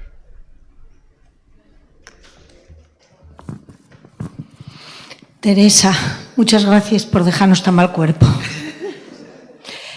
La pregunta es la siguiente. De la misma manera que las personas que no estamos relacionadas, por ejemplo, como Eva, con atender a mujeres víctimas de violencia machista, o las que dan clase, o las pediatras, o en femenino y masculino, ¿cómo podemos hacer, o qué tenemos que leer, o qué pautas nos das de observar para ser un punto clave también en la agenda feminista? ¿Cómo puedo yo notar que alguien de joven, niña, niño, está sufriendo malos tratos? En lo de la violencia machista lo aprendimos a observar, no necesitaban decírnoslo y lo decíamos. Esta es una mujer maltratada, aunque ella ahora no lo sepa, ya lo sabrá, pero es maltratada. ¿Cómo lo hacemos con la infancia? ¿Cómo lo hacemos con los adolescentes? ¿Qué pautas nos podéis dar para que nosotras vayamos con la vista puesta en ello? Pues mira, hay muchos todos los síntomas psicológicos de cambios, de que se encuentra mal, psicológicos, físicos. Ahí hay un sinfín de síntomas físicos, pero luego Síntomas clarísimos, vamos, que es que son matemáticos casi, es, por ejemplo, niños que a una edad muy temprana se masturban. Eso es un hecho ya casi matemático, o sea, como que no les corresponde a su edad, que no quieren ir con alguien. Claro, también hay que investigar, es lo de antes, niño, dale un beso. Bueno, a lo mejor no se lo quiere dar por algo, tampoco hay que obligarle. Y si se les da pie, yo creo que también cuentan. Mira, yo tengo 2 hijos, bueno, ahora ya son muy mayores, y no estaba metida en estos temas para nada cuando eran pequeños, pero sin embargo se acuerdan y se ríen. Pues con 3 años y 4 les decía, bueno, hombre, si vosotros tenéis novia, con 3 años, hablo, y le queréis dar un besito o darle la mano o tal, pues muy bien, pero si alguien os besa, os toca, porque tampoco le vas a meter este discurso, ¿no? Y nos gusta, pues vosotros no tenéis que dejar ni que sean mayores, ni que sea nada, y contarlo y tal, y se acuerdan de eso. Yo se lo contaba un poco a su nivel. Pero, por ejemplo, las conductas sexualizadas, esas sí que es muy exagerado, muy exagerado. Recuerdo un caso que me contaron de un niño de 5 años que se restregaba contra una mesa encima de cristal, una mesa bajita, y que estaba todo el día. Dije, mira, eso vamos, 2 y 2, 4, ahí ya sí que, o sea, seguro.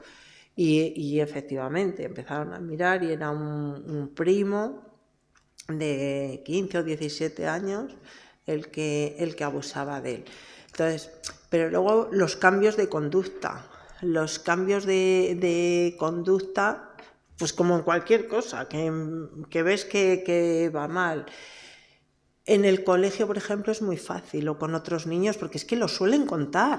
O sea, hay muchos casos que lo cuentan y no llegan a ninguna parte. Es que los que no lo cuentan, pero hemos visto que según una de las encuestas era solo el 25%. O sea, hay un 75% que lo ha contado y que no llega a ninguna parte, en la gran mayoría. Entonces eso lo están oyendo en el colegio, lo están oyendo otros niños. El caso de un niño que abusa de otros niños, hipercomprobado en el colegio, y se han quejado otros niños, y se han quejado madres de esos niños. Bueno, pero nadie dice nada.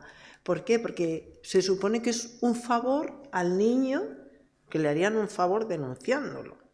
Porque, claro, el problema es que esto es cosa de la madre, cuando han declarado servicios sociales, pediatra, ha declarado todo el mundo que ahí hay abusos. Bueno, pues a pesar de eso no ha salido, no le han condenado. Pues ese niño, por ejemplo, ¿qué pasa en el colegio? O sea, ahí, ¿qué pasa en el colegio? ¿Qué pasa? Porque ha habido protestas. ¿Qué pasa con las madres y padres que llega contando el niño lo que les hace este? O sea, yo creo que hay más casos. Es que luego esto es como todo, revisas la historia.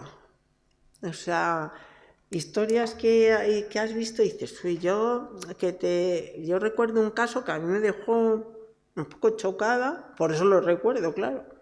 Me contó una madre que su hija, pues que se ponía a tocarse, y entonces ellos le decían, y estoy hablando de 4 o 5 años, que a lo mejor, hombre, tocarse sin más, pues tampoco pasa nada, pero no debía de ser así por la forma de contarlo la madre. Y entonces dicen, no, ya le hemos explicado que eso lo hace uno en la habitación, tal, pero no delante de gente. Y a mí se me quedó aquello, o sea, porque esto hace 20 años, o yo entonces no estaba en esto, porque si no, vamos, a mí sí que me hubieran saltado las alarmas ahí, pero me quedé con esa historia, nunca me cuadró.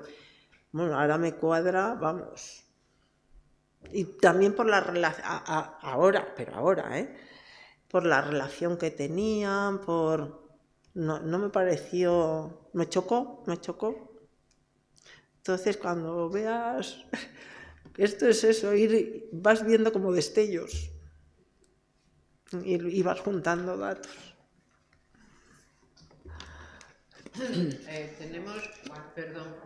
Tenemos 5 minutos y yo quisiera saber, hay una palabra pedida, quisiera saber si a través de redes hay alguna palabra pedida. Sí.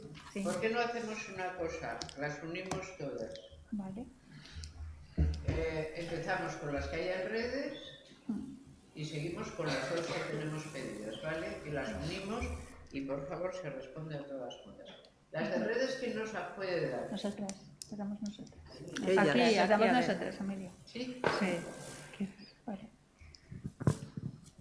Vamos a agruparlas, ¿vale? Sobre el mismo tema. Hay dos preguntas sobre cómo podríamos instaurar, tanto de centros educativos como para la atención primaria, formación para esos profesionales que les ayude a detectar estos casos. También preguntan si ya hay alguna formación específica sobre eso, tanto para docentes como para atención primaria. Esa es una pregunta. Otra pregunta es preguntan el nombre del autor del estudio que citaste, Teresa, sobre víctimas de violencia. Otra pregunta que plantean es ¿cuál es la diferencia entre coordinación parental y mediación? Sí, y por último, para Teresa también, hay dos preguntas para que explicases un poco más cuáles son las razones sobre el recelo de los jueces a aplicar la retirada de la patria potestad.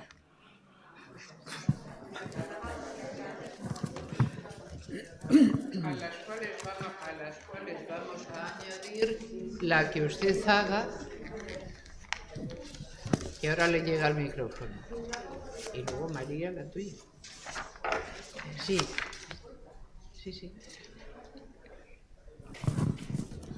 Buenos días.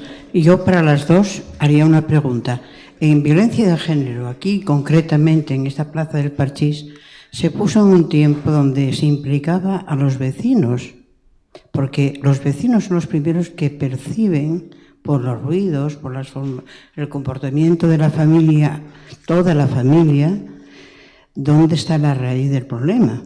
Y yo digo que con los niños, que es tan delicado y tan real, si no podemos hacer una labor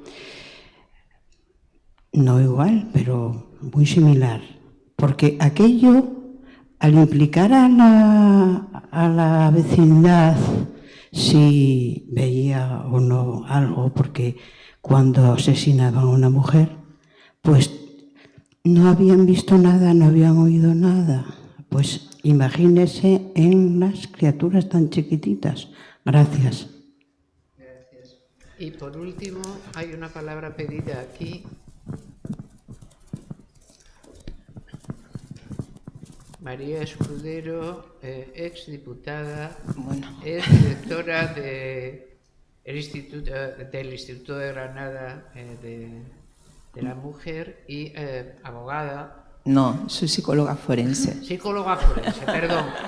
O sea, en la doble entrada. A ver, pues como psicóloga forense, Teresa, encantada de haberte escuchado y compartiendo muchas de las preocupaciones que tú planteas y queriendo ser muy breve porque sé cómo estamos de hora.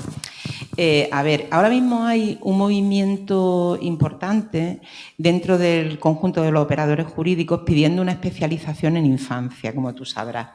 Entonces, yo no sé si eso va a venir a suplir lo que yo creo que está en el origen de casi todos los problemas que tú has planteado en relación a los casos llamados de abusos sexuales a la infancia. Y es que el conjunto de quienes intervienen, empezando por los jueces, fundamentalmente los operadores jurídicos, en el ámbito jurídico, mucho más que en el ámbito sanitario o en el ámbito escolar, que es del que se ha hablado y preguntan las preguntas que están haciendo a través de Internet, ¿no? A ver, el asunto es que psicólogos forenses, que son quienes tienen que hacer la credibilidad del testimonio de los menores cuando hay un procedimiento judicial iniciado, no tienen ni idea de cómo se hace eso. Voy a decir esto sencillamente para que nos podamos entender. Podríamos entrar en miles de por qué y me llevaría horas a explicar esto. No tienen ni idea. Como la presunción de inocencia es como ¿cómo se llama? ¿Cómo se dice? Indubio pro reo. Bueno, el indubio pro reo es como y la presunción. Eso es lo más importante de todo. Sí, da sí. igual que las víctimas estén allí hechas trozos, porque lo más importante de todo, y eso cualquiera que tenga el privilegio o el uso de tener que ir al juzgado para cualquier cosa lo sabe, ¿no? Entonces, los niños son revictimizados por el sistema y luego como los profesionales que intervienen no tienen cualificación, el resultado de esos procedimientos de evaluación son dudosos. Siendo dudosos, vuelve a salir la clave de bóveda, que era lo que quería decir antes, de la presunción de inocencia, y el juez determina, archiva, y aquí estamos, bueno, y si encima coincide que el procedimiento penal, el de las diligencias previas que se incoan inmediatamente que hay una sospecha de denuncia por parte de donde venga, coincidiera con un procedimiento civil de separación, pues entonces ya estamos muertas, para hablar bien claro, ¿eh? Las mujeres entonces se convierten en las sospechosas, las madres de los niños, bueno, etcétera, etcétera. No me extraña porque yo, como os he dicho, pues como hablo de esto, pues luego conozco gente porque me escriben, vienen, me llaman y de esto no se sale indemne, o sea, porque es que no te puedes abstraer y porque es que te da vueltas la cabeza y más cuando ya hay una seguridad, digamos. Y hay casos, yo conozco casos donde todos los profesionales lo han declarado y están absueltos. Entonces, a ver, en docentes y atención primaria era la primera pregunta pues es que realmente hace falta formación. La ley está, una de las cosas que insiste, la ley de infancia, protección integral a la infancia y a la adolescencia.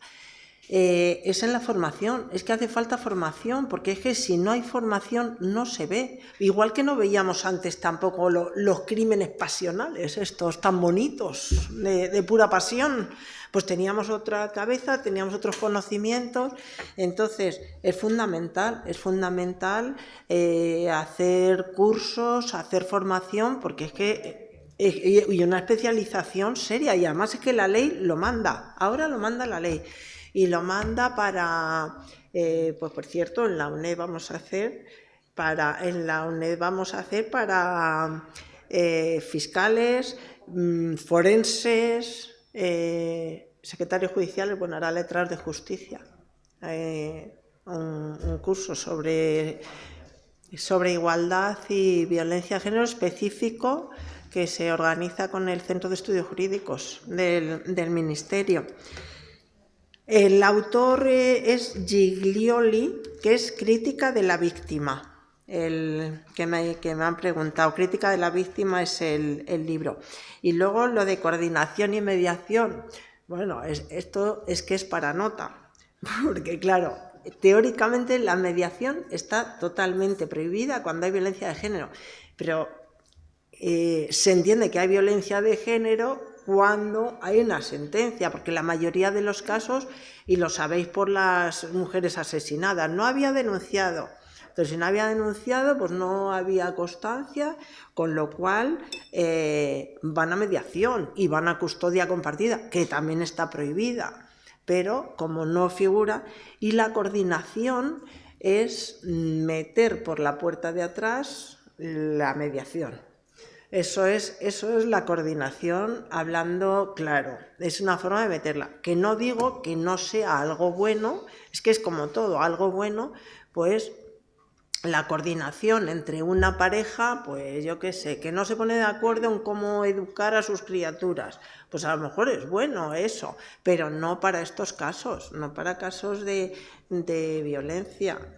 Y luego lo de la patria potestad, pues que ¿por qué son tan reticentes a quitar la patria potestad? Porque, hombre, es la esencia. El pater familias en el Código Civil se sigue sigue la figura del pater familias, no solo para familia, sino, por ejemplo, se pone para contratos, que no contratos de familia, contratos en general, como lo haría, o sea, como persona modelo o como parámetro para medir, como lo haría un buen padre de familia. O sea, no se dice en ningún momento una buena madre de familia o un buen cabeza de familia, que las mujeres también tenemos cabeza.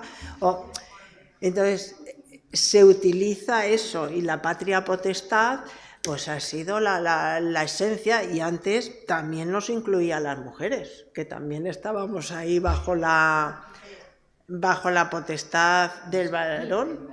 La patria potestad es del año 81. Sí, sí.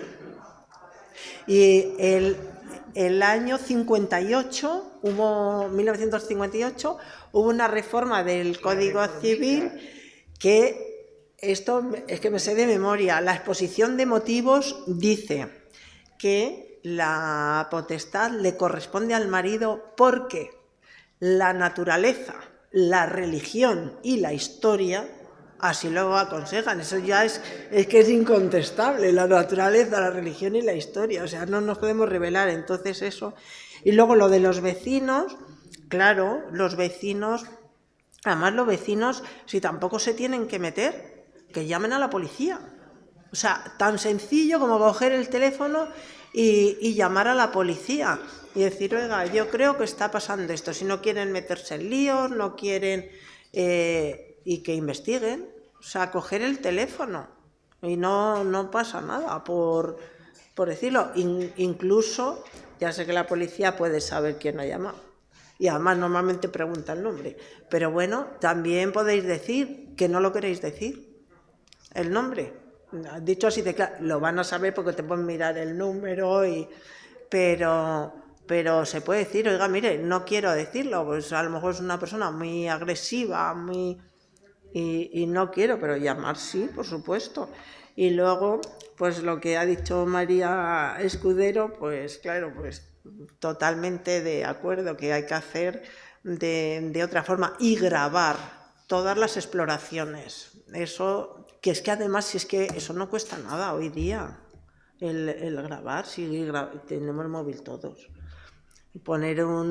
Estar grabando, que luego se puede ver las reacciones de esos niños, es tremendo. Pues yo creo que con esto he contestado, pero si queréis algo más, estoy a vuestra disposición. Así ha sido, hemos empleado no los 30, sino 40 minutos, y es un gusto poder convocarlas para las 5 de la tarde.